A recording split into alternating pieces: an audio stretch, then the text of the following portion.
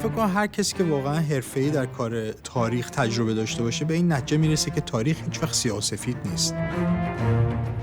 همیشه یه چیز خاکستریه. مجتمع صنایع فولاد واقع در 10 کیلومتری اهواز. چرا این تاریخ اصلا واسه ما جالبه؟ چرا باید بهش اهمیت بدیم؟ به همکاری‌های اقتصادی و فرهنگی. جالبه برای خاطری که ایران امروز نتیجه این دورانه. 200,000 بشکه در روز ما میگیریم. یه پله نزدیکتر شدید به اون عایدات سرشار. هر مؤسسه‌ای رو در ایران میخواین انتخاب کنین. دانشگاه‌های ایران، بانک‌های ایران، وزارتخونه‌های ایران، سازمان برنامه، شرکت نفت ایران، هر کدوم از اینا رو میخوایم انتخاب بکنیم و میخوایم بدونیم خب این مؤسسه چجوری کار میکنه، سیاستاش چیه، نقشش در اقتصاد ایران چیه، نقش جهانیش چیه. خب اینا همش برمیگرده به دوران پهلوی. والا برای اولین نیروگاه ما بیشتر روی منطقه بوشهر خودمون متمرکز کردیم. فرض کنیم بخوایم سیاست خارجی ایران رو بفهمیم که نقش ایران در خلیج فارس چیه، نقش ایران در لبنان چیه، روابط ایران و آمریکا چیه، روابط ایران و روسیه چیه. خب اینا همش دوباره ریشه هاش برمیگرده به همون دوران پهلوی. باید سعی کنیم این تاریخ رو از داخل این دعواها و جنگ‌های سیاسی در بیاریم، یه کمی بی‌طرفانه تر، بدون احساسات، بدون عقده نگاه کنیم. ولی خب کار ساده ای نیست. این ایران امروز، ایران 10 سال پیش، 15 سال پیش نیست. ببینید دیگه الان که دیگه 45 سال گذشته میتونیم کم کم داوری بهتری بکنیم در مورد ایران دهه 50.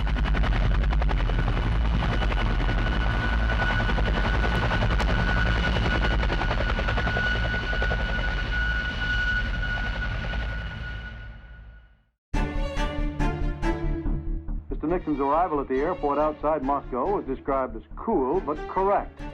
About 100,000 persons lined the streets to welcome the president, the first United States head of state ever to visit the Soviet capital. آخر ماه می سال 1972 نیکسون و کیسینجر یه مسافرت خیلی مهمی کردن به شوروی. این اولین بار بود که رئیس جمهور آمریکا به مسکو مسافرت کرده بود و مهمون شوروی بود در کاخ کرملین.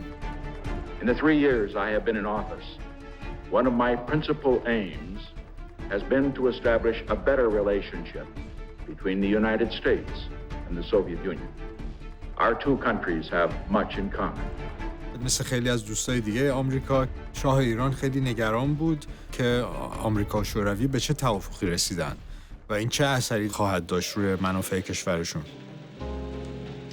ولی خب لزومی نبود برای نگرانی، برای خاطری که وقتی که این مسافرت به پایان رسید اولین مقصدی که نیکسون و کیسینجر داشتن تهران بود. حضرت ریچارد نیکسون رئیس جمهوری ایالات متحده آمریکا و بانو پاتریشیا نیکسون برای یک دیدار رسمی به تهران می‌آیند. این دیدار در پایان سفر حضرت ریچارد نیکسون به اتحاد جماهیر شوروی صورت می‌گیرد. شاهنشاه آریامهر و شهبانوی ایران از میهمانان عالی‌قدر استقبال می‌فرمایند. برای این جانب موجب کمال افتخار است ورود میهمانان عالی‌قدر اعلی حضرت همایون شاهنشاه آریامهر و اولیا حضرت شهبانو را به پایتخت کشور شاهنشاهی خیر مقدم عرض کنند. هدف سفر نیکسون و کیسینجر به ایران در اون سال واقعاً این بودش که به شاه تاکید کنند که آمریکا پشتیبان ایران هست و متحد ایران هست. نیکسون خیلی علنی به شاه گفتش این پروسه بهبود شدن روابط آمریکا و شوروی چیزی نیستش که ایران در موردش نگران باشه. I was glad that the opportunity was provided through Your Majesty's invitation to come here to consult with you and to get the benefit of your wisdom in terms of the future policies of the United States of America. در یکی از اون جلسه ها در تهران نیکسون رو کرد به شاه و ازش خواست که protect me، محافظ من باش در خلیج فارس. We owe so much to you. We owe so much to you. That is one of the things that this visit symbolizes. We are proud that Iran is a friend of the United States, that the United States is a friend of Iran. این رابطه جدیدی که برقرار شده بود در دوران نیکسون، کیسینجر و شاه یک دستاورد بزرگی بود برای سیاست خارجی ایران. ایران تبدیل شده بود از یک کشوری که نیاز به کمک آمریکا داشت به یک کشوری که میتونست به آمریکا کمک کنه در دفاع از دنیای آزاد، از جهان آزاد در مقابل نفوذ شوروی و کمونیست‌ها در خاورمیانه.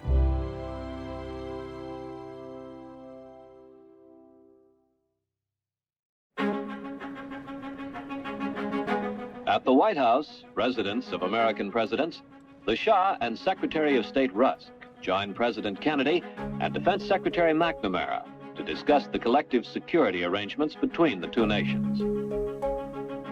در دورانی که دموکرات‌ها در کاخ سفید بودند، در دوران آقای کندی و بعد از اون آقای جانسون، روابط ایران و آمریکا خب بدون مشکلات نبود.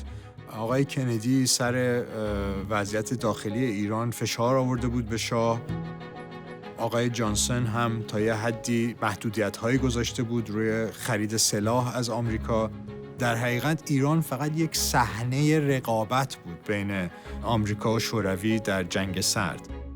در حالی که ایرانیانی که در محوطه کاخ سفید گرد آمدند فریاد جاوید شاه برمی‌کشند، پس از دیدار از گارد احترام. البته میشه گفت در دوران جانسون با وجود اینکه ایران درآمد نفتش بیشتر شده بود و تونسته بود استقلال خودش رو در مقابل هم آمریکا و هم شوروی اعلام کنه، کم کم این ایده به وجود آمده بود که شاید ایران بتونه یه نقش مهمتری و گسترده‌تری در جنگ سرد بازی کنه، بیشتر از این که فقط یه کشوری باشه که آمریکا بهش کمک بکنه، بلکه شاید یه کشوری باشه که بتونه به آمریکا کمک بکنه در جنگ سرد. Your Imperial Majesty, distinguished guests, ladies and gentlemen, it is an honor and a very real pleasure to welcome you again to our country. Mr. President, I am overwhelmed by the warmth of your words and your welcome. باید یادمون باشه که آقای جانسون معاون آقای کندی بود. در دورانی که معاون رئیس جمهور بود به ایران سفر کرده بود و خب وضعیت ایران رو با خودش دیده بود. هوشیار بودش که ایران یک کشوری در حال توسعه بودش و هنوز از اون دید شاید میشه گفت دست بالا به ایران نگاه می‌کرد. ایران رو میدید به عنوان یک کشور یه جورهای عقب افتاده که در حال توسعه است، ولی نمیشه زیاد بهش تکیه کرد به عنوان کشوری که میتونه واقعا یه نقش مهمتری در دنیا بازی کنه. این مرکز در قلب امریکا و 12 متر زیر زمین بنا شده است. به هر صورت دعواهای هنوز وجود داشت بین آمریکا و ایران، مخصوصا سر خرید سلاح. هم کاخ سفید و هم مجلس آمریکا در اون دوران می‌خواستن محدودیت‌های زیادی بذارن روی خرید سلاح، از نظر اینکه بحثی که میشد اینه که خب ایران باید این پول رو خرج مشکلات اقتصادی و اجتماعی خودش بکنه و نه خرجش کنه روی سلاح و ارتش و موضوع امنیتی. بحث شاه خب این بودش که ایران هیچ جور پیشرفت اجتماعی و اقتصادی نمیتونه بکنه اگر امنیت نداشته باشه. کشوری که صلح نداشته باشه، آرامش نداشته باشه، نمیتونه ترقی بکنه. از اون طرف هم خب هرچقدر قدرت نظامی ایران بیشتر میشد، کمتر لزوم بود تکیه بده به کمک کشورهای خارجی من جمله خود آمریکا. America gave us generous and valuable financial and military assistance, thus greatly facilitating our task in the implementation of our vast economic and general development and security plans, for which I wish to express to you our deep gratitude and sincerest thanks. کلاً در واشنگتن یه احساسی بودش که شاه یک جوری متحد با جمهوری خواها. به هر صورت از نظر تاریخی شاه رابطه بهتری داشت با جمهوری خواها، مخصوصاً در دوران آیزنهاور که خب آمریکا کمک کرده بود به شاه در بحرانی که به وجود آمده بود در دوران نخست وزیری دکتر مصدق. اصلا کلاً یه استنباطی بود در واشنگتن که به احتمال زیاد شاه آینده روشنی نداره. خیلی از پادشاه‌های دیگه خاورمیانه از بین رفته بودن در کودتاها و انقلاب‌ها مثل مصر و عراق و در یمن و به هر صورت من فکر کنم خیلی از دموکرات‌ها انتظارشون این بودش که یه همچین واقعیتی هم در ایران پیش میاد که به احتمال زیاد شاه ایران هم نمیتونه سر کار بمونه و یه ناصری یا یه قذافی هم در ایران پیدا میشه که اون رو از کار ورداره. خلاصه خیلی راضی نبودن که سرمایه گذاری زیادی بشه و آمریکا زیاد تکیه کنه به شاه به عنوان متحد برای آمریکا در خاورمیانه.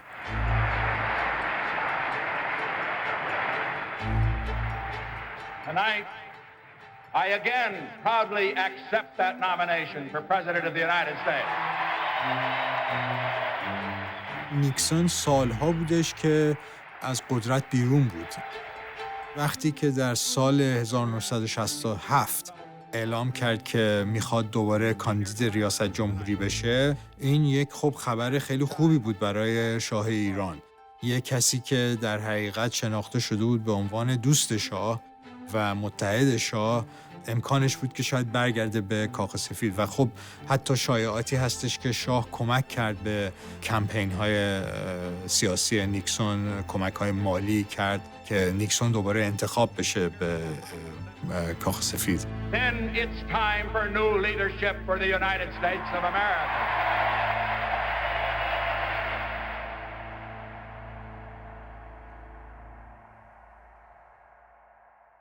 در اون سال 1967 نیکسون تصمیم گرفت که یه سری مسافرت بکنه در سراسر جهان، من جمله در آسیا، که در حقیقت به آمریکایی‌ها یادآور باشه که نیکسون معاون رئیس جمهور بوده و تجربه زیادی داره در سیاست خارجه.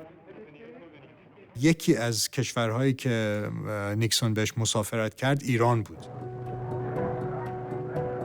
مشاورین شاه بسیار ناراضی بودن از اینکه شاه نیکسون رو بپذیره به عنوان مهمون در تهران. نگرانی این بودش که این شاید نشونه این باشه که ایران داره در حقیقت طرف میگیره در امور داخلی آمریکا، در یک انتخابات سیاسی در آمریکا داره در حقیقت طرف جمهوری خواه رو میگیره. ولی شاه این پیشنهادها رو رد کرد و نیکسون رو پذیرفت در تهران و الان در کتابخونه نیکسون در کالیفرنیا تمام یادداشت‌های ایشون از اون مسافرت به تهران وجود داره و میتونیم به دست خط خودشون بخونین واقعاً چه لذتی بردن این دو فرد، نیکسون و محمد رضا شاه، از این گفت و شنود با همدیگه. اینا دو فردی بودن که بسیار علاقه داشتن به روابط بین‌الملل، به وضعیت جنگ سرد، بسیار مطلع و وارد بودن در امور سیاسی بین‌المللی و ساعتها در تهران در مورد این موضوع با همدیگه گفت و شنود کردن و اصلا کلاً همفکر بودن. هر دو خیلی متاسف بودن که آمریکا در یه شرایط خیلی سختی قرار گرفته بود به خاطر جنگ ویتنام و به یه صورتی شاه خیلی تشویق شده بود که اگر نیکسون انتخاب بشه و بتونه جنگ ویتنام رو یه جوری به پایان برسونه و آمریکا رو از این وضعیت در بیاره، این یه پدیده خوبی خواهد بود برای منافع ملی ایران.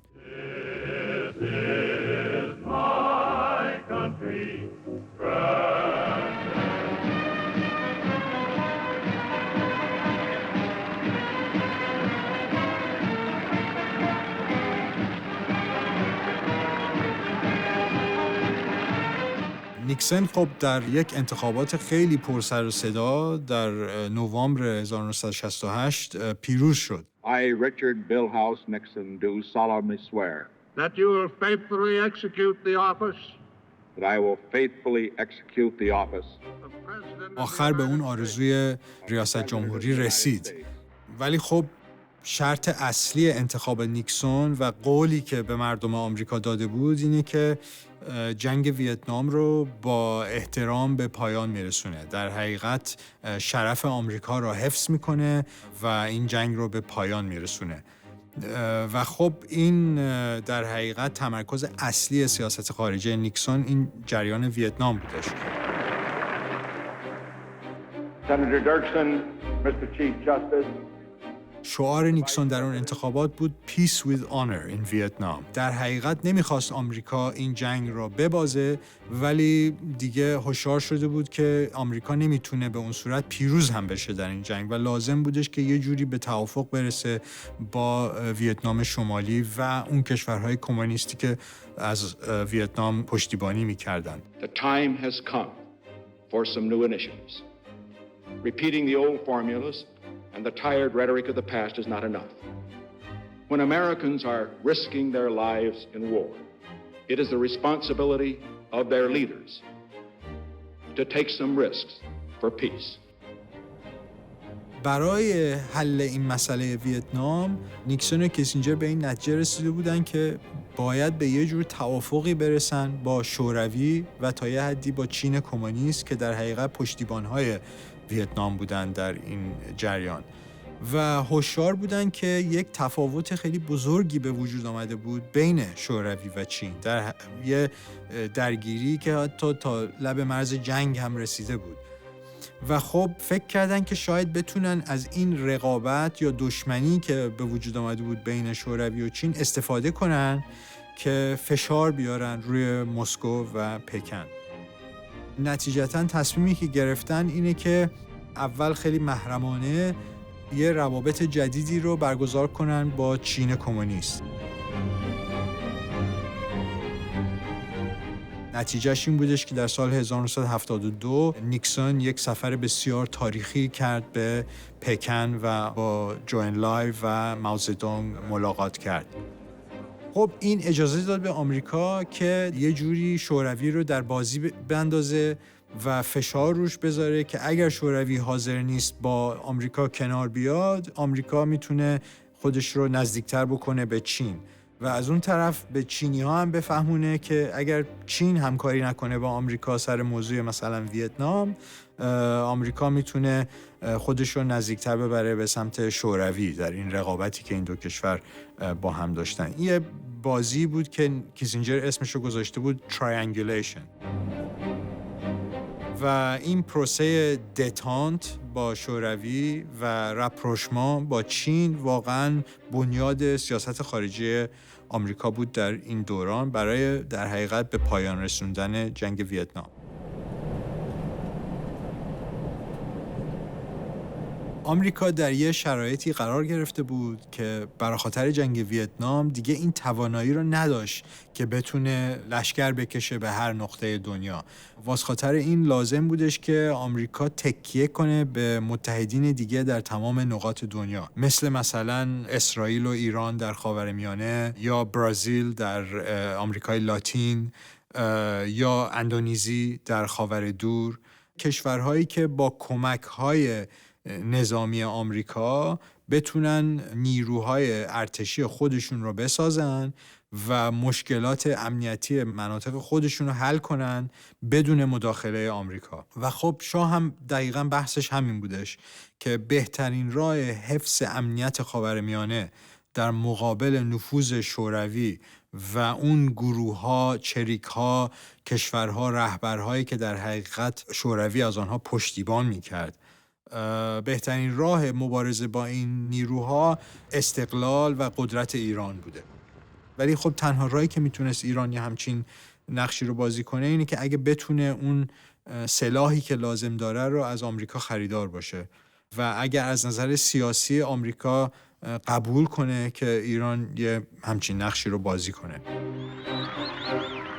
در سال 1969 در یک مسافرتی که نیکسون کرد به جزیره گوام، در یک کنفرانس مطبوعاتی ازش سوال کردن که سیاست کلی آمریکا نسبت به آسیا چیست؟ مثلا چی کار میکنه در مقابل مثلا متحدین دیگه‌ای که در آسیا داره، مثلا ژاپن یا کره یا تایلند یا کشورهای دیگه. و پاسخ نیکسون این بودش که انتظار آمریکا اینه که این متحدین از خودشون بتونن دفاع کنن و آمریکا حاضر هر کمک مالی و نظامی رو به اینها بکنه که اینا بتونن از امنیت خودشون دفاع کنن بدون مداخله نظامی آمریکا. و خب کلاً سیاست خارجی نیکسون تمرکز کرده بود روی این موضوع. برای موفقیت این سیاست جدید که به نام نیکسون داکترین شناخته شد، لزوم بود که آمریکا حمایت کنه از کشورهای مثل ایران که متحد آمریکا بودن که اینها بتونن از خودشون دفاع کنن در این مناطق مختلف بدون دخالت مستقیم نظامی آمریکا. این داکترین جدید نیکسون خب یک فرصت خیلی طلایی به وجود آورد برای ایران، از نظر اینکه این آرزوهایی که شاه داشت برای ایران که ایران یک سیاست مستقل ملی داشته باشه و یک ابرقدرت باشه در خلیج فارس، خب اینها کلاً هماهنگ بود با اون نیکسون داکترین جدیدی که نیکسون تعریف کرده بود در این سفر گوام. و خب این یه فرصت طلایی بود برای شاه که بتونه آمریکا رو قانع کنه که پشتیبانی کنه از این اهداف سیاست خارجی ایران. در حقیقت چیزی که شاه از نیکسون میخواست این بودش که قبول کنه که ایران یک نقش مهم و مستقلی برای خودش داشته باشه در جهان. ایران یک کشوری باشه که با حمایت آمریکا بتونه از منافع ملی خودش و از امنیت کل منطقه دفاع کنه. Your Imperial Majesty, that we welcome you here as not only an old friend, as a progressive leader of your own people, but as a world statesman of the first rank. Our talks over the years have ranged over many, many subjects. And it is particularly important that we meet at this time. And it is significant to note that of all of the areas in the world which pose a potential threat to peace in the world, that Iran is in a very key central area. I refer, of course, to the Mideast, to the Persian Gulf, and to all of that area that surrounds it.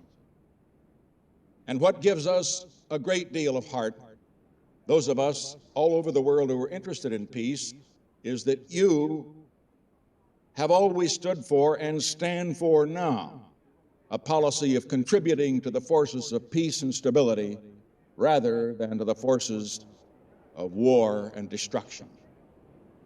I know, therefore, that our talks will cover the whole range of world problems, but particularly that I will have the benefit of your advice on the problems in this critical area of the world, where with responsible leadership we can avoid war and build a new era of peace for the people of that area who deserve it. And certainly, I've looked forward to these talks for a long time, and I know that I will not be disappointed, and I hope you will not be, by the progress that we will make in developing those policies which will contribute not only to peace, but to the progress and the prosperity which your country has enjoyed for all of that area of the world. And so again, we welcome you today officially, but more than that, we particularly welcome you and the Empress as good friends and old friends. We treasure that friendship, and from that friendship, we hope to work together toward a better world for both of our peoples.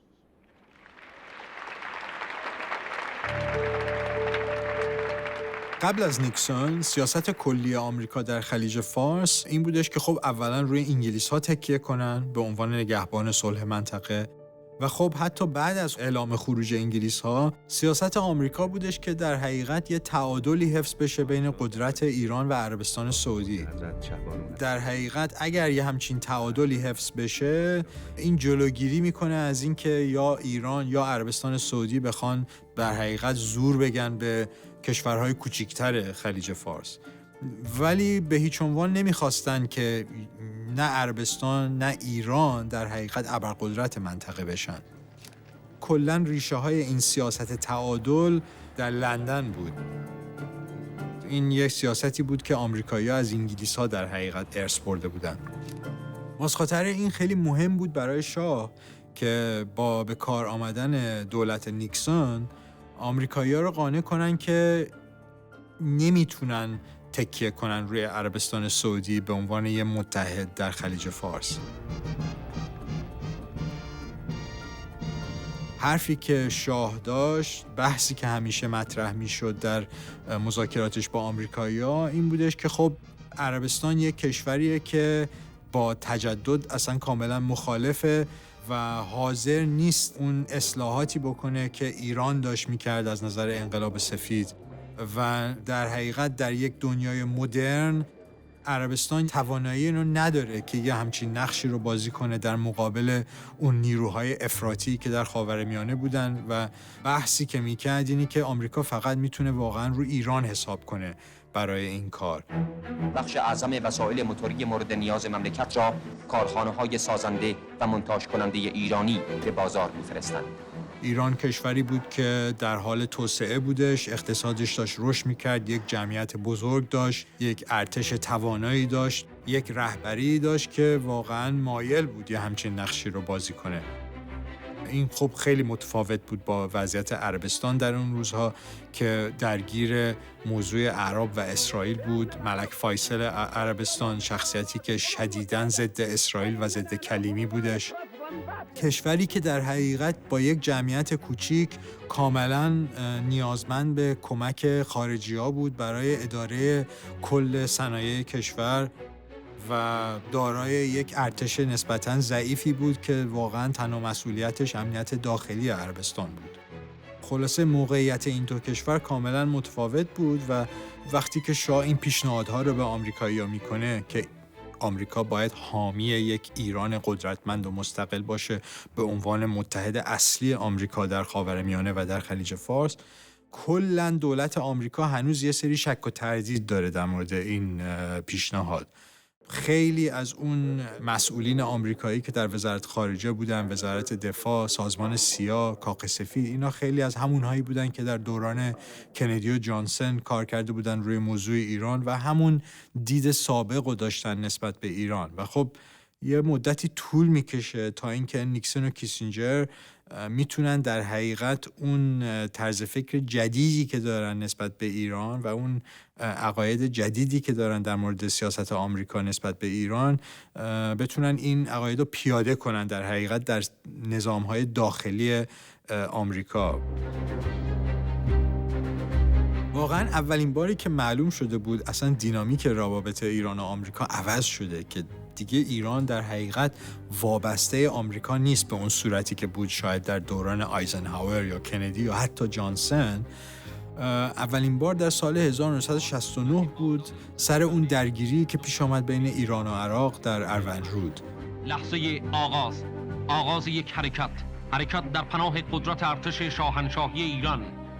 پرچم، نقطه تقاطع و رمز و راز قدرت 25 میلیون نفر ایرانی، نشانه 25 قرن سربلندی. ایران برای اولین بار اعلام کرد که حاضر وارد جنگ بشه با عراق اگر عراقی ها احترام نذارن برای حق ایران در اروندرود و حتی شاه فرمان داد که نیروهای دریایی و هوایی ایران اسکورت بدن به کشتی‌های ایرانی در اروندرود. خب این سلاحی که استفاده میشد برای این کار سلاح‌های آمریکایی بودن، هواپیماهای آمریکایی، کشتی‌های آمریکایی و خب آمریکایی‌ها بسیار نگران بودن. اون کادر حرفه‌ای وزارت خارجه آمریکا و سفارت آمریکا در تهران خیلی نگران بودن از این کار، برای خاطر که پشت ذهنشون این نگرانی بودش که اگر ایران و عراق داخل جنگ بشن با هم دیگه، خب پای آمریکا هم میکشن وسط در این جریان. اون مستشارهای آمریکایی که در ایران هستن مجبورن کمک کنن که این هواپیماهای ایرانی پرواز کنن، اون مهماتی که استفاده میشه باید از آمریکا بیاد. خلاصه خیلی مخالفت بود، مخصوصا از طرف سفیر آمریکا. وسط اون بحران خب شاه مشغول یه سفر خارجی بودش و سفیر آمریکا در اون زمان آقای آرمین میر خیلی واقعا شاکی بود از این جریان و با آقای علم و با آقای هویدا و با رئیس ستاد تماس گرفته بود و ازشون خواسته بود که با شاه تماس بگیرن و ازش تمنا بکنن که یه جوری این بحران رو به پایان برسونه و عراقی ها رو تحریک نکنه و جواب شاه خیلی واضح بودش که ایران به هیچ عنوان عقب نشینی نمی‌کنه در مقابل تجاوزی از طرف عراق. کشتی ابن سینا در پناه قدرت آتش ناوچه‌های باید ارتش ایران از کشتی‌های ایرانی که در اروندرود هستن دفاع کنه، با پرچم ایران اروندرود را عبور کنن و اگر عراقی‌ها سعی کنن جلوی کشتی‌های ایران رو بگیرن حق دارن شلیک کنن و آتش ببندن به نیروهای عراقی و خب نتیجهش هم این بودش که عراق هیچ کاری نکرد. در حقیقت عراقی‌ها بودن که عقب نشینی کردن.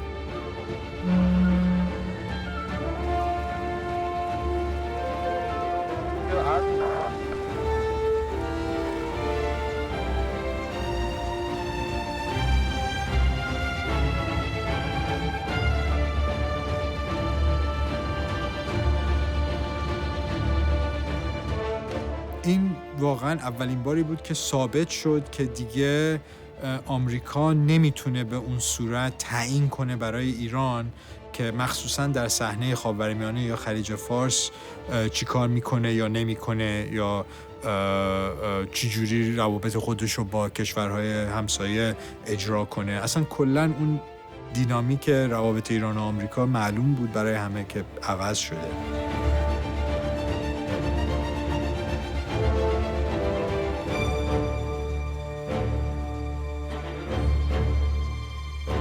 به عنوان فرمانده اسکورت ابن سینا اگه ارائه‌ها شلیک زده بودند شما کدوم عکس العمل نشون میدادین؟ به ما با تمام قوا با تمام سلاحمون بهشون تیراندازی میکردیم.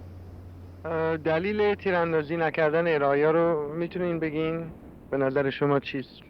والا دلیلی که من میتونم بگم میدونستن که ملت ایران تحت رهبری اعلیحضرت مومنین شاهنشاه آریامهر بزرگ ارتشداران مصمم است که از حق خودش در اروندرود دفاع بکنه، حق حاکمیتش رو ثابت بکنه و من میدونم که همین تنها دلیل بود که جرأت نکردن هیچ گونه عملی بکنن و حتی خیلی واضح بود جلوی مقابل فاو که اژدراندازا مسلسلشون رو طرف ما گرفته بودن، بلافاصله که مسلسل ما پیچید آنن مسلسل رو بردن بالا به علامت این که ما هیچ مقصودی نداریم و این نشون میده که اراده ما رو درک کردن که مصمم هستیم که این اوامر شاهنشاه آریامهر بزرگ ارتشداران رو اجرا کنیم. پایان یک روز افتخار و پرچم ایران همچنان سربلند و در اهتزاز. در حقیقت این جریان اروندرود در سال 1969 و این برخوردی که به وجود آمد بین ایران و عراق ثابت کرد به آمریکایی‌ها که ایران واقعا این توانایی رو داره که حالا مستقل در مقابل عراقی که پشتیبان شوروی هست بایسته و از منافع خودش دفاع کنه بدون مداخله آمریکایی‌ها. سلام تماشاگران عزیز، من از کاخ سفید واشنگتن با شما صحبت می‌کنم. از امروز سفر رسمی 4 روزه شاهنشاه آریامهر به ایالات متحده آمریکا آغاز می‌گردد. بعد از این جریانات خب چندین موضوع پیش آمد که این جریان نیکسون داکترین واقعا میتونستن آزمایش بکنن در خاورمیانه. اولین موضوع خب جریان کردهای عراق بودش. در حقیقت گروه ملا مصطفی برزانی یک مقاومتی شروع کرده بودند در مقابل دولت بغداد و داشتن درخواست کمک کرده بودند در حقیقت از هم ایران و آمریکا و خب سالها بودش که ایران با کمک اسرائیل داشت از برزانی و کردها حمایت میکرد و تقریباً در سال 1972 همزمان با سفر نیکسون و کیسینجر با تهران معلوم شدش که در حقیقت کردها خسته شدن از جنگ با عراقی ها و امکانش هستش که به یه جور توافق برسن با صدام حسین و این جنگ رو به پایان برسونن. خب به هر صورت برزانی هم شک و تردید داشت در مورد شاه و اهداف شاه در عراق. میدونست که به هر صورت شاه هم علاقمند نیست که یک کردستان مستقلی به وجود بیاد در عراق که شاید یک منبع مشکلات باشه برای ایران.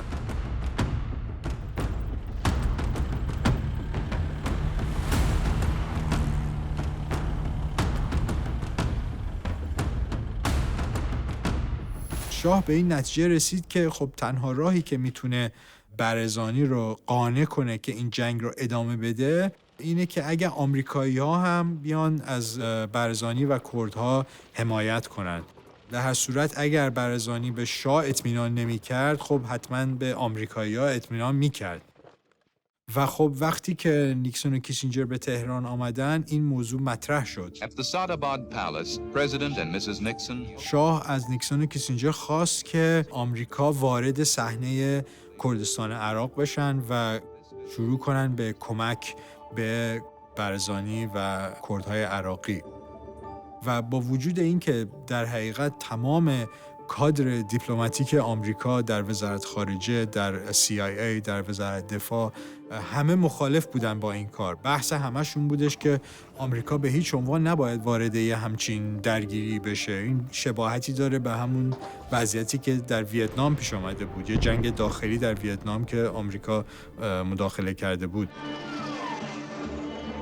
ولی خب نیکسون و کیسینجر رد میکنن این اعتراضاتو و پیشنهاد شاه رو قبول میکنن و نیکسون فرمان میده به CIA که از راه محرمانه شروع کنن کمک کردن به کردهای عراق و خب شاه هم از این راه میتونه برزانی رو قانع کنه که مبارزاتش رو ادامه بده در مقابل حکومت باث عراق. نخستین دور مذاکرات شاهنشاه آریامهر و حضرت ریچارد نیکسون آغاز می شود. شاه به نیکسون و کیسینجر میفهمونه که در حقیقت دولت مرکزی عراق یک متحد شوروی هست در خاورمیانه و داره از طرف شوروی پشتیبانی میشه. عراق و شوروی در سال 1972 یک قرارداد دوستی امضا کرده بودند. کمک‌های زیاد مالی، اقتصادی، نظامی از طرف شوروی به عراق میشد و خب اگر ارتش عراق موفق میشد که برزانی و کردها رو شکست بده و لشکرش رو برسونه کلاً به مرزهای ایران، خب این اجازه میداد به عراق که هم نفوذ پیدا کنه در خوزستان ایران و در مناطق در حقیقت عرب زبان ایران و اصلا کلاً ارتش عراق رو آزاد میکرد از این وظایف در شمال عراق و بهشون اجازه میداد که تمرکزشون رو بذارن روی جنوب عراق نزدیکای خلیج فارس یا از اون طرف در مقابل اسرائیل در اردن و سوریه و اون طرف ها. خلاصه یه نگرانی بودش که اگر این موضوع کردستان حل بشه و دیگه ارتش عراق اونجا درگیر نباشه، این در حقیقت دست و پای عراق رو باز میکنه برای مداخله در مناطق دیگر منطقه و برای خرابکاری مثلا در خوزستان ایران یا در اروندرود یا در خلیج فارس یا حتی در جبهه اعراب با اسرائیل. شاه هم آمریکایی‌ها رو خوب میشناخت، بسیار هم زرنگ بود در رفتارش با آمریکایی‌ها. تمام مشکلات منطقه رو وقتی که به آمریکایی‌ها تعریف می‌کرد از دید جنگ سرد برای اونا تعریف می‌کرد، نه فقط از دید ایران. مثلا بهشون میگفت که در عراق مشکلی که به وجود آمده اینه که شوروی در عراق نفوذ پیدا کرده و داره پشتیبانی میکنه از این دولت صدام حسین و این یه خطری هست برای نفوذ، یه خطری به وجود آمده که شاید شوروی نفوذ پیدا کنه در خلیج فارس. خب شاه میدونست که اون طرزی که باید با آمریکایی‌ها حرف بزنه که اونها رو به عنوان یه متحد حفظ کنه و تشویقشون کنه که پشتیبانی از ایران بکنن، اینه که بهشون بفهمونه که این مشکلات ما در ایران مشکلات شما هم هست. این درگیری هایی که ما در خلیج فارس داریم درگیری های شما هم هست از نظر جنگ سرد و شما باید از ما پشتیبانی بکنیم که ما بتونیم با شوروی و اون نیروهایی که شوروی ازش داره پشتیبانی میکنه ما مبارزه بکنیم. اکثر این گفت و شنودهایی که میشد بین شاه و نیکسون و کیسینجر این سه فرد تنها با هم جلسه داشتن. مدارکی که ما الان بهش دسترسی داریم که اصلا این سه فرد چی گفتن و نگفتن و به چه تعهدایی رسیدن، اینها همش از دستخطهای خود کیسینجره. اون تنها کسی بودش که یه صورت جلسه تهیه کرده بود از اینکه واقعا اینا به چه تعهدایی رسیده بودن و حتی اون چند تا اسنادی هم که هست از مثلا گفت و شنودهایی که نیکسون و کیسینجر در تهران کردن برای سالها و سالها محرمانه مونده بود و همین در 10 سال اخیره که آزاد شده و ما بهشون دسترسی پیدا کردیم. خب کیسینجر در صورت جلسه‌ای که تعیین کرد تمام این استدلال‌های شاه را قبول داشت. کاملا اون دیدی که داشت از خاورمیانه اون دیدی بود که شاه برای نیکسون و کیسینجر تعریف کرده بود. در حقیقت کیسینجر خلیج فارس رو از چشم شاه میدید، نه از چشم مشاورین خودش در وزارت خارجه یا در کاخ سفید. این نشون میده چه نفوذی شاه پیدا کرده بود در حقیقت در افکار رؤسای بالاترین رتبه آمریکا در اون زمان. کیسینجر هم خودش به عنوان کسی که متخصص خاورمیانه نبود همیشه مشکلات هر منطقه رو من جمله خاورمیانه و خلیج فارس رو از دید این جانب جنگ سرد میدید. زیاد واسش مطرح نبود ریزکاری های مثلا مشکلات کردها یا روابط ایران و عراق. چیزی که واقعا واسش مطرح بودش اینه که کی طرف آمریکاست و کی طرف شورویه و اگر اینها پیروز بشن این چه اثری داره روی اون تعادل بزرگتر جنگ سرد و اگر اونها پیروز بشن مثلا چه اثری داره. و شاه اینو خیلی خوب فهمیده بود و همیشه میتونست تمام این مشکلات یا درگیری هایی که ایران داشت رو یه رنگ جنگ سرد بهش بده و به این صورت به نیکسون و کیسینجر مطرح کنه. 20 دقیقه حضرت رئیس جمهوری آمریکا و بانو نیکسون رؤسای هیئت‌های سیاسی خارجی مقیم دربار شاهنشاهی و بانوانشان را در کاخ محل اقامت خیش به حضور می‌پذیرند. نیکسون وقتی که رفته بود به تهران هوشیار بودش که خب شاه طبیعتاً خیلی کنجکاوه که اون به چه تعهدایی رسیده با شوروی، مخصوصاً سر موضوع خاورمیانه یا خلیج فارس. تصمیماتی که در مسکو گرفته شده خب چه اثری خواهد داشت رو ایران و آیا به نفع ایرانه یا نه. هدف نیکسون از این سفر این بودش که به شاه بفهمونه که به هیچ عنوان آمریکا هیچ قدمی ور نداشته که امنیت یا منافع ایران رو در خطر بذاره و خیلی تاکید میکرد به این موضوع که آمریکا پشتیبان ایران هست و متحد ایران هست.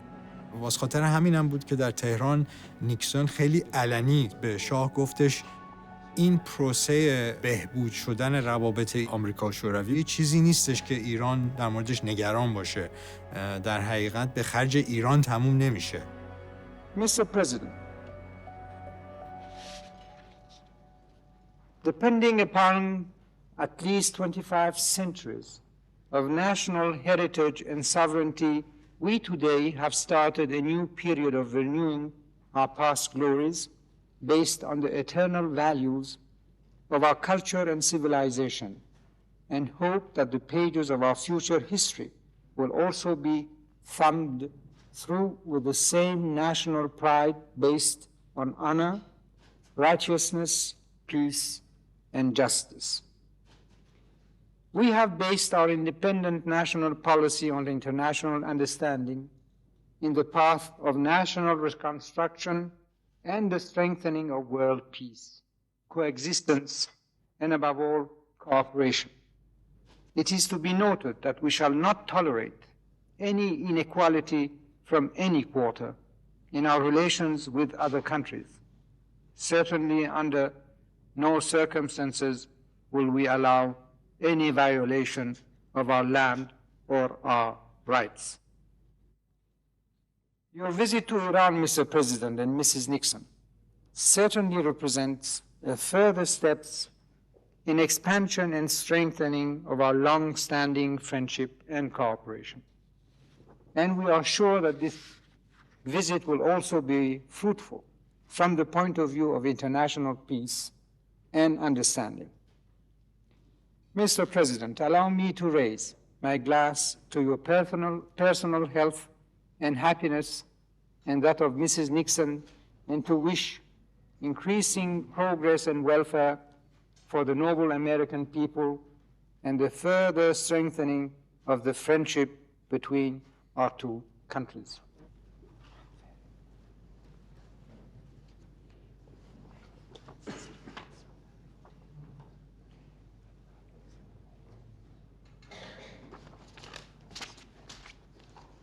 Well, my turn.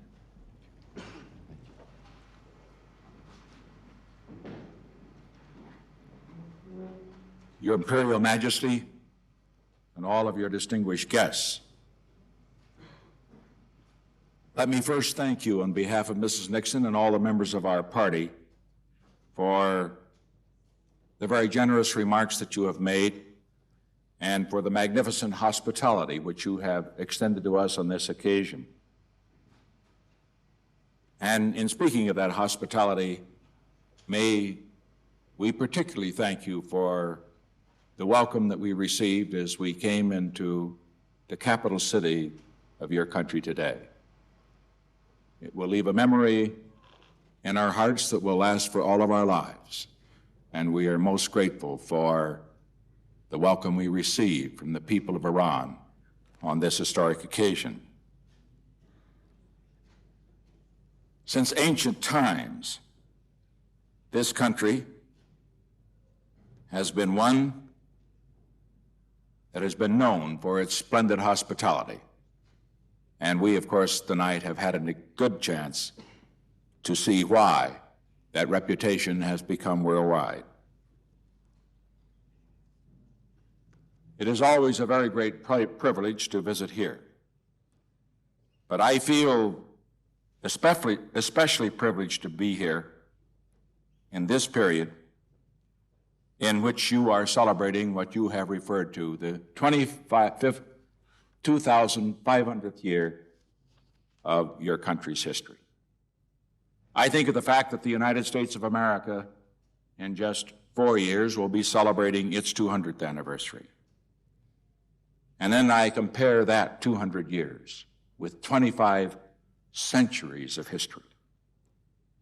And I realize that as we compare our two countries, speaking from what was once known and perhaps still is known as the New World, it is only appropriate that we pay our respects to and express our thanks to the magnificent heritage of the old world that is now, through your efforts, a bridge to the new.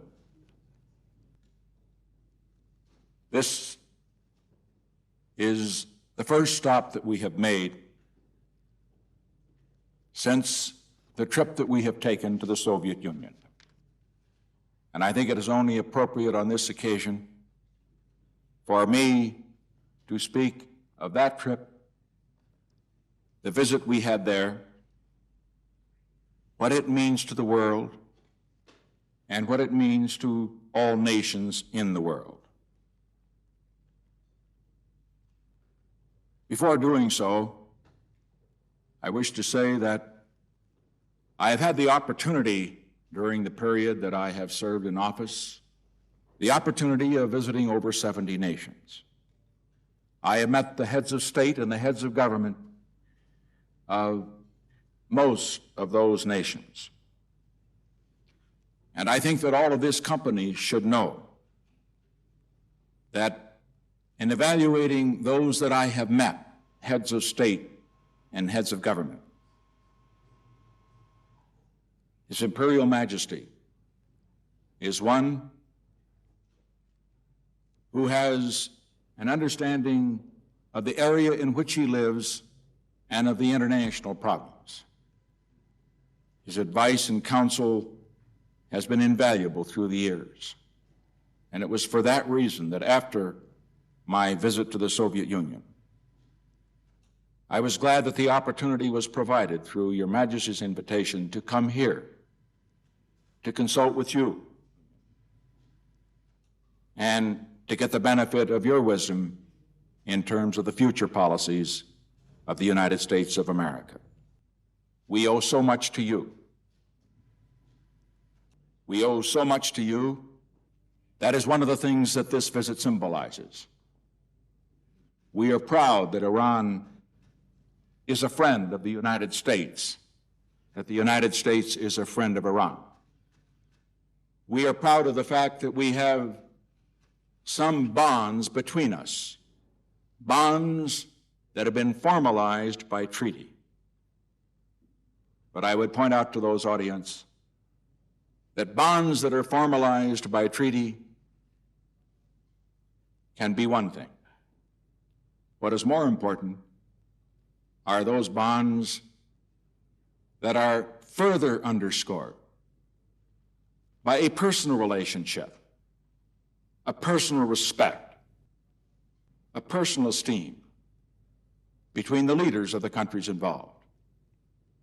I value the friendship that it has been my privilege to have with His Majesty over these years. And I believe that all American presidents have valued the friendship that they have had on their part with the leaders of this country. What I am saying very simply is this: we are proud to have the official relationships with the government of Iran, which have been set down on pieces of paper, sometimes called treaties, sometimes called agreements.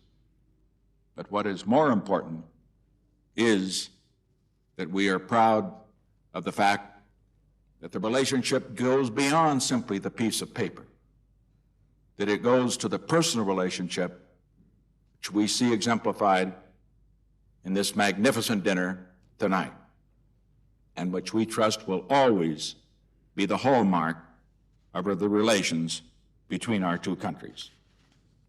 I should like to bring my remarks to a conclusion tonight by informally referring to an impression I had as we came into the city today. It was a glorious day, as all of you will remember. The sky was blue. We could see the mountains in the distance. The weather was just right, as if it had been ordered for the occasion. And then, as the motorcade moved from the airport out through the suburbs and then finally into the city, we saw the people on the streets. We could tell from the expressions in their faces they had not been ordered to come. Because while you can order people to get out in the streets, you cannot order them to smile. You cannot order them to wave. And particularly, you cannot do that with the children. It must come from their hearts. And it had come from their hearts. And we saw them there, not hundreds, not thousands, but tens of thousands of girls and boys, smiling, waving, with their American flags and the Iranian flags side by side. And I'm sure that through His Majesty's mind ran the same thoughts that ran through mine. Our obligation is to them. Our obligation is to their future. What we have done in the meetings that we've had in this past week is only a beginning. It possibly builds a foundation for a better future between two great nations. and a foundation possibly for a better chance for peace for all nations in the world.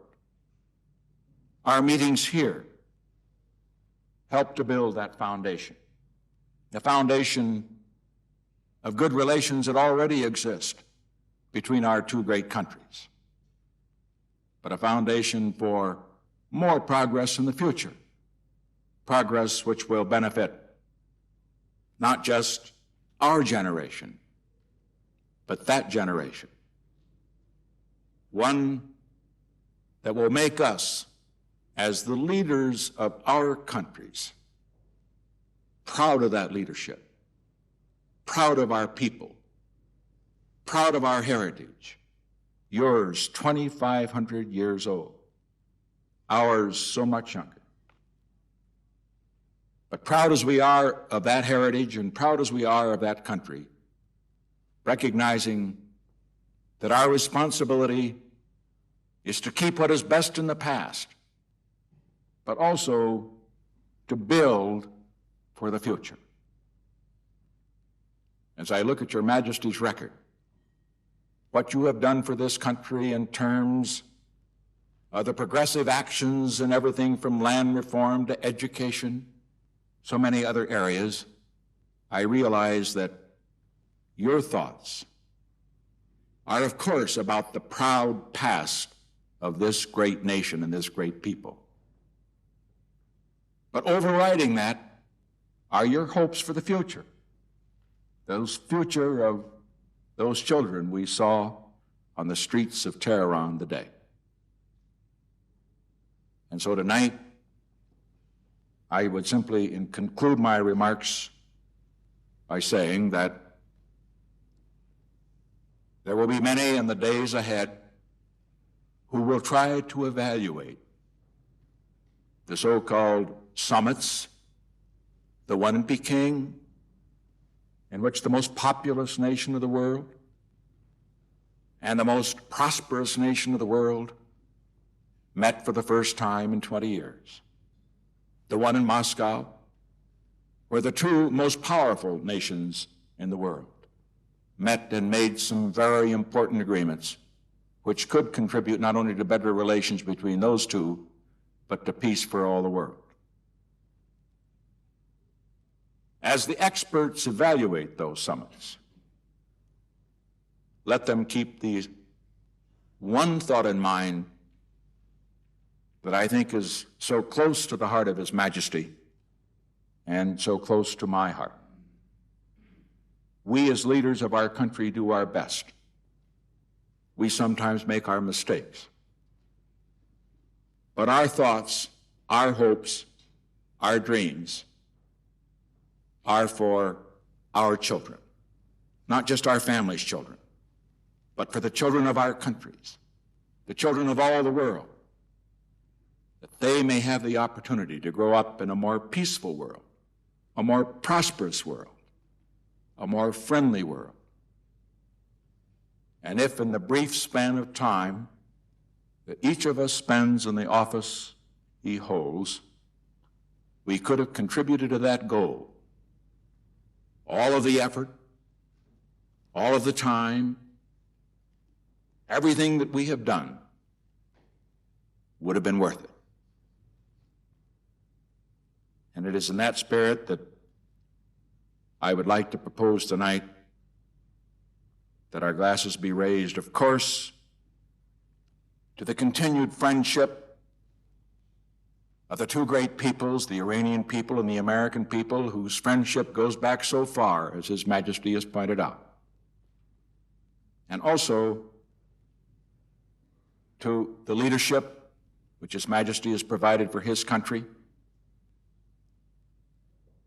And of course, to his partner in that leadership, his Empress. I would close on, if I could, one informal note. In 1953, right after General Eisenhower, who was a great friend of Iran's and who was the last American president to be honored at a state dinner like this in Iran, right after he'd become president, He was talking to me in his office, and he often used to say that he didn't know much about politics. That, of course, is the understatement of the century for one who won such great political victories. That day we had a meeting with the leaders of the Congress, Democrats and Republicans. And General Eisenhower, who was a great judge of men and of women who were leadership capacity, made this rather interesting comment. He said, I'm puzzled about political leaders. You can't generalize about them. He said, some of those fellows in there were very intelligent, and others seemed to be a little slow. Some spoke very, very well, and others were a bit inarticulate. And he said, about the only thing that I can think of that political leaders seem to have in common, successful political leaders, is the ability to marry above themselves. What I am simply saying tonight is that on this particular occasion, we propose a toast, of course, to His Imperial Majesty, the Shah and Shah, to his lovely Empress, who has been by his side, as my wife has been by my side, through adversity and also through periods of very great satisfaction. And so, ladies and gentlemen, if you would rise and raise your glasses to هدف سفر نیکسون و کیسینجر به ایران در اون سال واقعا این بودش که به شاه تاکید کنن که آمریکا در اون شرایطی که در اون زمان داشت، مخصوصا با مشکلاتی که در جنگ ویتنام داشت، واقعا نیاز به کمک ایران داشت. و در 2 ملاقاتی که شاه با نیکسون و کیسینجر کرد در دوران سفرشون به تهران، تقریبا تمام خواسته هایی که از آمریکا داشت با جواب مثبت برخورد کرد. در یکی از اون جلسه ها در تهران، نیکسون رو کرد به شاه و ازش خواست که protect me، محافظ من باش در خلیج فارس. و خب این خیلی حرف بزرگی بود برای یه رئیس جمهور آمریکا در مقابل یه رهبر یه کشور جهان سوم مثل شاه.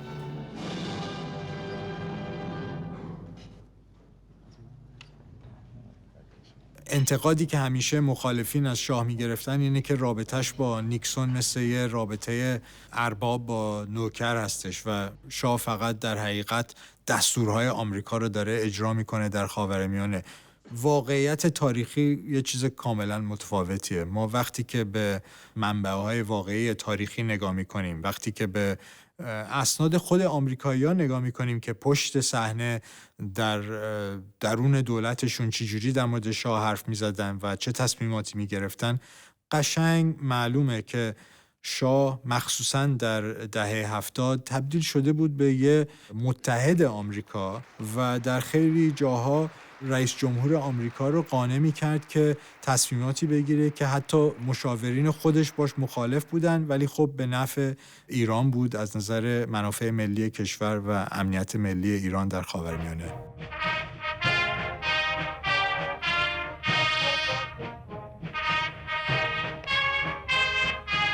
این رابطه جدیدی که برقرار شده بود در دوران نیکسون، کیسینجر و شاه یک دستاورد بزرگی بود برای سیاست خارجی ایران.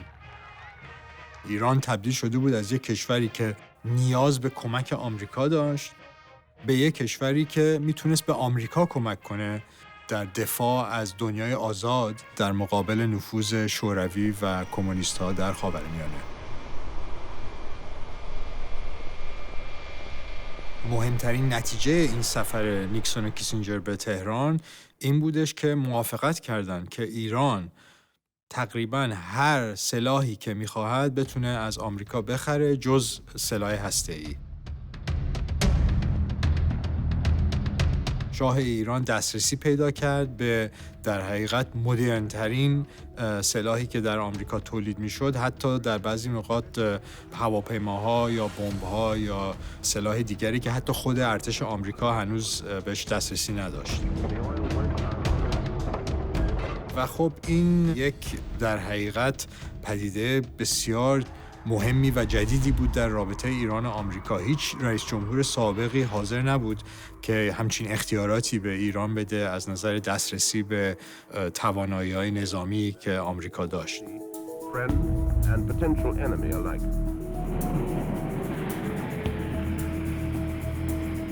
این تصمیمی که نیکسون گرفت که اجازه بده به ایران که هر سلاحی که میخواد از آمریکا خریدار باشه، به انگلیسی بهش میگن کارت بلانش، و این تصمیم مقابل خیلی انتقاد و مبارزه حتی در دولت خود آقای نیکسون شد. خیلی ها در وزارت دفاع آمریکا، در وزارت خارجه، حتی در کاخ سفید مخالف بودن به اینکه هیچ کشوری من جمله ایران شاه بتونه دسترسی داشته باشه بدون هیچ شک و هیچ محدودیت به هر سلاحی که آمریکا تولید میکنه.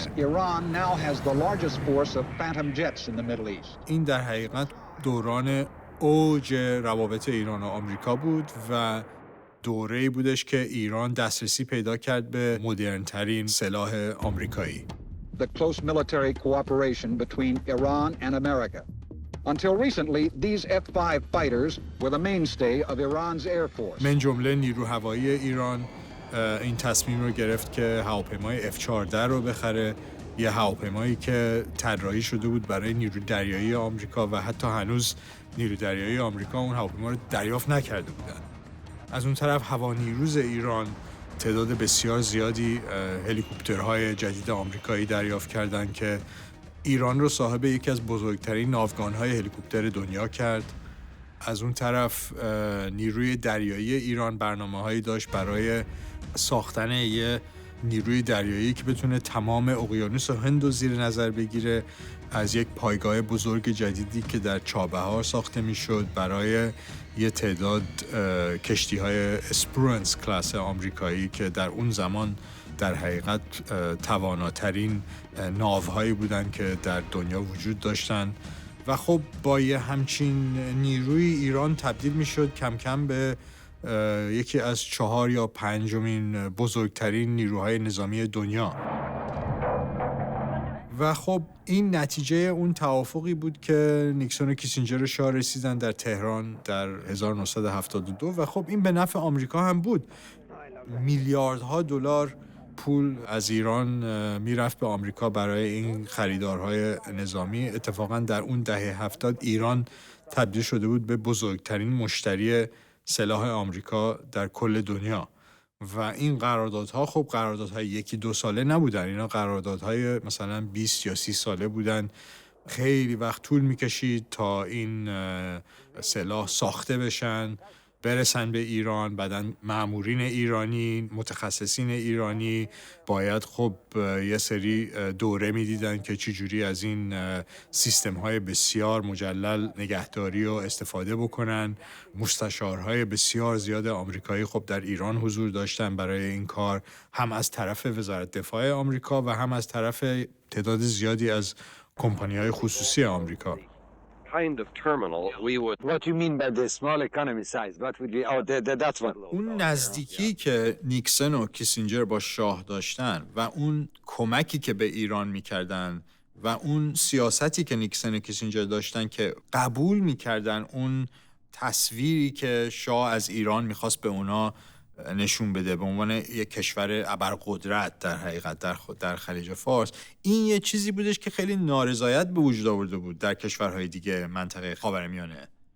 میدونی اینجوری نبودش که تمام کشورهای خاورمیانه خیلی خوشحال بودن یا خیلی راضی بودن از اینکه روابط ایران و آمریکا اینقدر نزدیک شده در دوران نیکسون و کیسینجر و شاه هر چی که میخواد از آمریکا داره میگیره در این دوران. و خب این طبیعتاً یه سری نگرانی به وجود میاره برای کشورهای دیگه مثل عربستان، مثل اسرائیل که خیلی از ایران بیشتر وابسته هستن به آمریکا برای امنیتشون. این هم خب انعکاس میکرد توی مطبوعات و توی افکار عمومی مردم تو آمریکا. و خب این جریان همینجوری گسترش پیدا کرد تا جریان واترگیت در آمریکا. The Democratic National Committee is trying to solve a spy mystery. began before dawn Saturday when 5 intruders were captured by police inside the offices of the committee in Washington. جریان واترگیت برمیگرده به انتخابات سال 1972. یه سری از کارمندهای کمیته انتخاباتی آقای نیکسون در یه حرکت در حقیقت غیرقانونی به عنوان دزد وارد دفتر کار حزب دموکرات در واشنگتن در ساختمان واترگیت یه شب میشن برای هدف دزدیدن اطلاعات محرمانه حزب در رابطه با انتخابات. و تا اونجایی که ما میدونیم نیکسون اصلا بیخبر بوده از این موضوع. I asked more than 150 questions of Mr. Dean in the course of that conversation. He said to me, and I quote from the transcripts directly, I can just tell from our conversation that these are things that you have no knowledge of. ولی اون تصمیمی که نیکسون گرفت که در حقیقت از اون مشاورهایی که مسئول این کار بودن دفاع بکنه و اصلا سعی کنه این موضوع رو یه جوری پنهان کنه از مردم آمریکا، این تصمیم در نهایت به ضررش تموم شد و به جرم در حقیقت obstruction of justice، مداخلت در عدالت، ریاست جمهوریش رو از دست داد. در حقیقت کنگره آمریکا آماده شده بود برای برکنار کردن رئیس جمهور طبق قانون اساسی و حتی اتهام‌ها را اعلام کرده بود ضد نیکسون و معلوم شده بود تا تابستون 1974 که نیکسون به احتمال زیاد رأی را میبازه در مجلس. حتی اون نمایندگان جمهوری خواه که طرفدار نیکسون بودن به نتیجه رسیده بودن که هیچ راهی نیست جز این که رئیس جمهور استعفا بده و خب این اولین بار بود در کل تاریخ آمریکا که یک رئیس جمهور استعفا داده بود از مقامش. After reading the edited transcripts released by the White House last week, I am writing to ask that you resign your office. و خب یه توافقی بود بین نیکسون و معاونش جرالد فورد که اگر نیکسون استعفا بده و قبول کنه اتهاماتو، آقای فورد ایشون را میبخشه و آقای نیکسون به زندان نمیره. و خب به همین صورت انجام شد.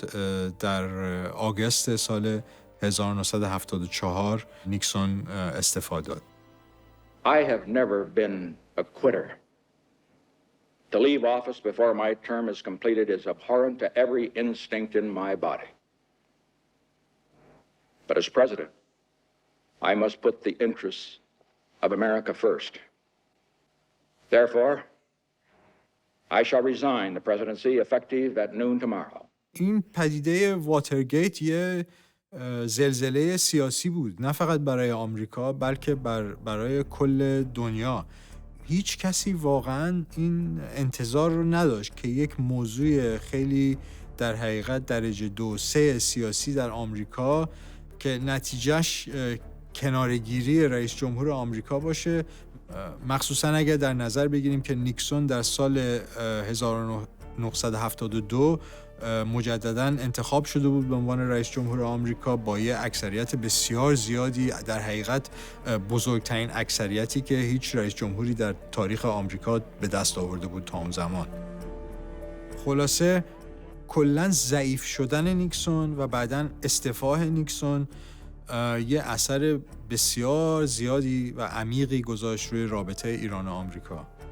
نیکسون شخصیتی بودش که در حقیقت در اوج قدرتش مقابل تمام اون شخصیت‌ها، هم حتی در حزب جمهوری‌خواه که مخالف یه رابطه خیلی نزدیک ایران و آمریکا بودن، وایساده بود. وقتی که قدرت نیکسون از بین رفت و وقتی که اصلا کلاً از ریاست جمهوری استعفا داد و آقای فورد جای اون به سمت ریاست جمهوری رسید، دیگه شخصیتی نبود که بتونه جلوی این مخالفت رو بگیره.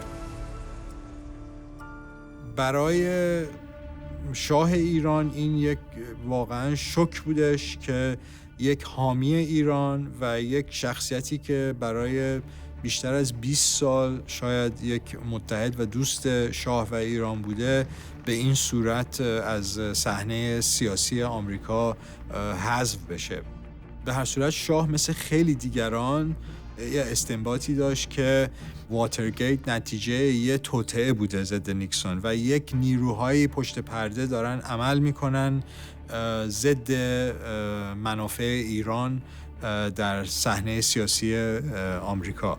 این در خاطرات علم مثلا بهش اشاره میشه که شاه به علم میگه خب همون نیروهایی که کندی رو ترور کردن به احتمال زیاد مسئولن برای این جریان واترگیت در آمریکا.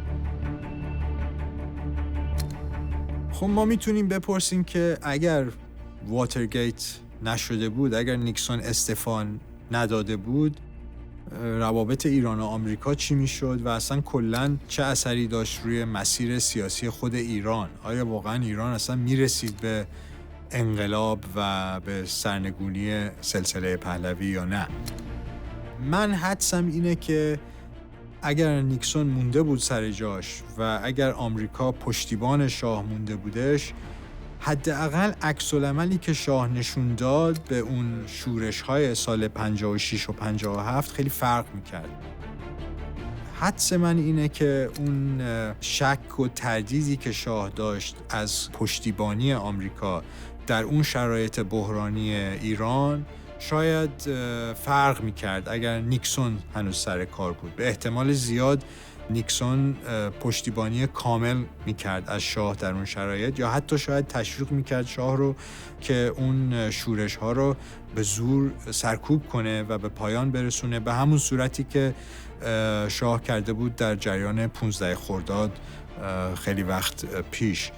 و من فکر میکنم احتمالش هست که اگر شاه این کار کرده بود، حالا درست یا غلط، به احتمال خیلی زیاد سرنوشت شاه و ایران تغییر میکرد. سخت قضاوت کنیم در مورد تاریخی که اتفاق نیفتاده و ما خب همیشه به گذشته نگاه میکنیم با اون دانایی که چی قراره بشه و چی شد. اون مسیری که انتخاب نشد و اون تصمیم‌هایی که نگرفته شد رو نتیجه‌شو هیچ وقت نمیتونیم بدونیم.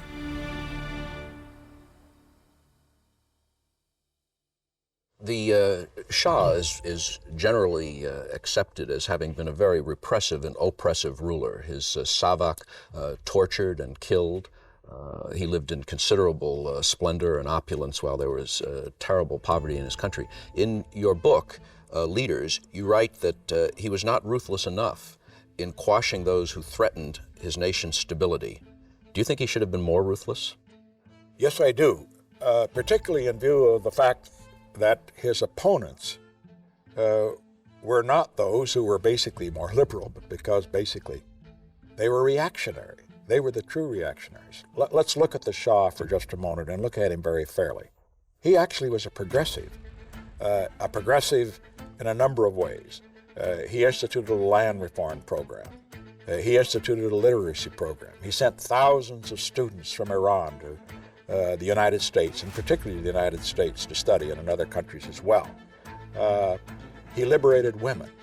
The irony was that those he liberated, the women and the students he sent abroad, they came back and joined the revolutionary forces.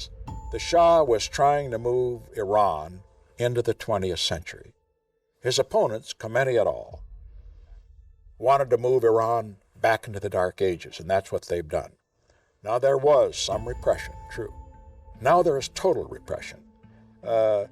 There may not have been enough land reform. Now there is none whatever. What I am simply suggesting is this, that when we look at the Shah, we have to look at him in terms of what he confronted. And he confronted revolutionary forces there that were not working, in my view, for what was best for Iran and certainly not best for ourselves.